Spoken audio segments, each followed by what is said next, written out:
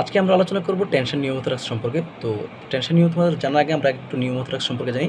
আমাদের যে লাংসের দুইটা প্লিউরাল মাঝখানে যে প্লিউরাল স্পেস আছে, সেই প্লিউরাল স্পেসে যদি এয়ার অ্যাকুমুলেশন হয় সেটাকে আমরা বলি নিউমোথোরাক্স।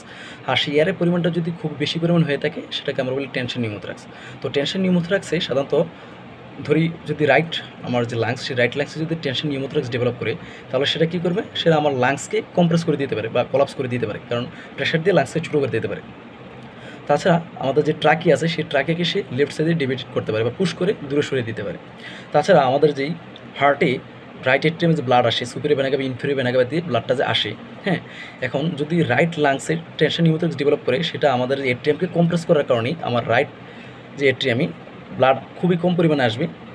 রাইট এট্রিয়ামে যদি কম কম পরিমাণে ব্লাড আসে, সেটা লেফট মানে আসতে right atrium to right ventricle, then pulmonary সার্কুলেশনের মাধ্যমে লেফট এট্রিয়াম টু লেফট ভেন্ট্রিকলের মাধ্যমে যখন পুরো সার্কুলেশনে আমার সিস্টেমিক সার্কুলেশন, ব্লাডও খুবই কার্ডিয়াক আউটপুট খুবই কম হবে এবং ব্লাডও খুবই কম পরিমাণ পাস করবে, যার কারণে আমাদের ব্লাড প্রেশারটা খুবই কমে যাবে। তো ব্লাড প্রেশার কমে গেলে আমাদের বডির যে নর্মাল মেকানিজম, সেটা ট্রাই করবে কি ব্লাড প্রেশারটাকে বাড়ানোর জন্য, হার্ট রেটটাকে একটু বাড়ানোর ট্রাই করবে, যার কারণে আমাদের টাকিকার্ডিয়া ডেভেলপ করবে।